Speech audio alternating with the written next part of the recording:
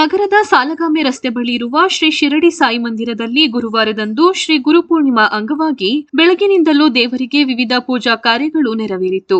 ಬಂದ ಭಕ್ತಾದಿಗಳಿಗೆಲ್ಲ ಪ್ರಸಾದ ರೂಪದಲ್ಲಿ ಅನ್ನದಾನ ನೆರವೇರಿಸಿದರು. ಮಧ್ಯಾಹ್ನ ಭಜನೆ ಹಾಗೂ ಸಂಜೆ 6:30ರಿಂದ 8:30ರವರೆಗೂ ಶ್ರೀ ಗುರುಕಾರುಣ್ಯ ಕುರಿತು ಹರಿಕಥೆಯನ್ನು ಶ್ರೀಮತಿ ಶೋಭಾ ನಾಯ್ಡ್ರವರ ಶಿಷ್ಯರಾದ ಮಧುಸೂದನ ದಾಸರು ಮಂಡ್ಯ ನಡೆಸಿಕೊಟ್ಟರು.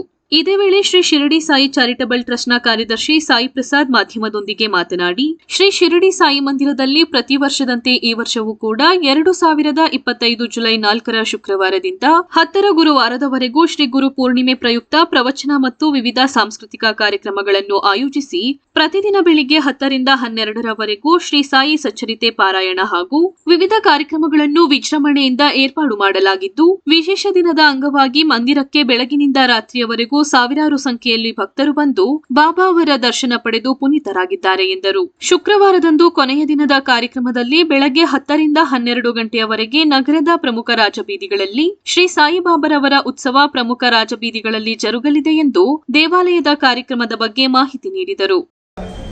ನೈಜ ಸ್ವರೂಪವನ್ನು ತೋರಿಸಬಲ್ಲರು ಯಾರು ಆತ್ಮಜ್ಞಾನದ ಆಧ್ಯಾತ್ಮಿಕ ಮತ್ತು ಪ್ರಾಯೋಗಿಕ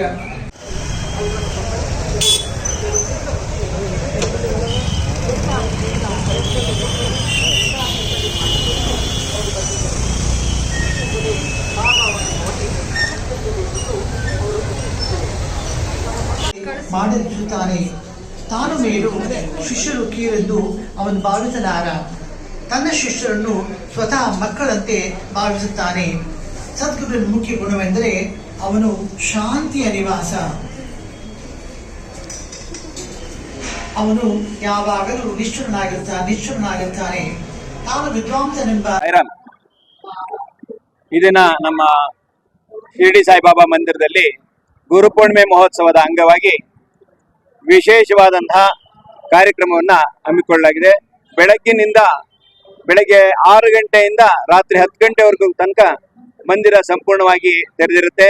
ಬರುವ ಎಲ್ಲ ಭಕ್ತಾದಿಗಳಿಗೂ ಕೂಡ ಗುರುಪೂರ್ಣಿಮೆ ಮಹೋತ್ಸವದ ಈ ಶುಭ ದಿನದಂದು ಬಾಬಾ ಅವರ ದರ್ಶನಕ್ಕೆ ಅನುಕೂಲವಾಗುವ ರೀತಿಯಲ್ಲಿ ಎಲ್ಲ ರೀತಿಯ ವ್ಯವಸ್ಥೆಯನ್ನು ಕೂಡ ಶಿರಡಿ ಸಾಯಿ ಮಂದಿರದ ಆಡಳಿತ ಮಂಡಳಿ ಆಯೋಜನೆ ಮಾಡಿದೆ. ಬರುವಂತಹ ಭಕ್ತಾದಿಗಳಿಗೆ ಬ್ಯಾರಿಕೇಡ್ನ ವ್ಯವಸ್ಥೆ ಇರಬಹುದು, ಕುಡಿಯ ನೀರಿನ ವ್ಯವಸ್ಥೆ ಇರಬಹುದು, ಜೊತೆಯಲ್ಲಿ ಆಂಬುಲೆನ್ಸ್ ವ್ಯವಸ್ಥೆಯು ಕೂಡ ಈ ವರ್ಷ ನಾವು ಆಂಬುಲೆನ್ಸ್ ವ್ಯವಸ್ಥೆಯನ್ನು ಕೂಡ ಮಾಡಿದ್ದೀವಿ.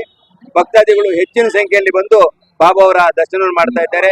ಅಲಂಕಾರವನ್ನು ಕೂಡ ಬಹಳ ಮೆಚ್ಚುಗೆ ವ್ಯಕ್ತಪಡಿಸ್ತಾ ಇದ್ದಾರೆ. ಅಲಂಕಾರವನ್ನು ನೋಡಿ ಬಹಳ ಸಂತೋಷ ಆಗ್ತಾ ಇದೆ. ಹಾಗೆ ಬರುವ ಎಲ್ಲ ಭಕ್ತಾದಿಗಳಿಗೂ ಕೂಡ ಈಗ 12 ಗಂಟೆ ಆರತಿ ಆದ್ಮೇಲೆ ಮಹಾಪ್ರಸಾದ ಇರುತ್ತೆ. ಎಲ್ರಿಗೂ ಕೂಡ ಮಹಾಪ್ರಸಾದ ವ್ಯವಸ್ಥೆ ಇರುತ್ತೆ. ಬರುವ ಎಲ್ಲ ಭಕ್ತಾದಿಗಳು ಸ್ವಲ್ಪ ಸಂಯಮದಿಂದ ನಿಧಾನವಾಗಿ, ಯಾರಿಗೂ ಕೂಡ ಏನು ತೊಂದರೆ ಆಗದ ರೀತಿಯಲ್ಲಿ ಸಂಯಮದಿಂದ ಬಂದು ಬಾಬಾ ಅವರ ದರ್ಶನ ಮಾಡಿ ಅಂತೇಳಿ ವಿನಂತಿ ಮಾಡ್ಕೊಳ್ತಾ ಇದ್ದೇವೆ. ಸುಮ್ಮನೆ ಒಬ್ರಿಗೊಬ್ರು ನುಗ್ಲು ಮಾಡ್ಕೊಳ್ಳೋದಾಗ್ಲಿ ಅಥವಾ ಬೇರೆ ಏನಾದ್ರು ಅನಾಹುತಗಳನ್ನ ಮಾಡ್ಕೊಳ್ಳೋದಾಗ್ಲಿ ಆಗೋದ್ ಬೇಡ. ಸಮಾಧಾನ ಚಿತ್ತದಿಂದ ದರ್ಶನ ಮಾಡಿ ಎಂದು ವಿನಂತಿ ಮಾಡ್ತಾ ಇದ್ದೇವೆ. ಇದು ಗುರುಪೂರ್ಣಿಮೆ ಮಹೋತ್ಸವದ ಅಂಗವಾಗಿ ಪ್ರತಿ ವರ್ಷವೂ ಕೂಡ ಬಾಬಾ ಮಂದಿರದಲ್ಲಿ 8 ದಿನಗಳ ಕಾಲ ಗುರುಪೂರ್ಣಿಮೆ ಮಹೋತ್ಸವ ಅಂತೇಳಿ ಆಚರಣೆ ಮಾಡಲಾಗ್ತಾ ಇದೆ. 7 ದಿನಗಳ ಕಾಲ ಸಚ್ಚರಿತೆ ಸಪ್ತಾಹ ಇರುತ್ತೆ.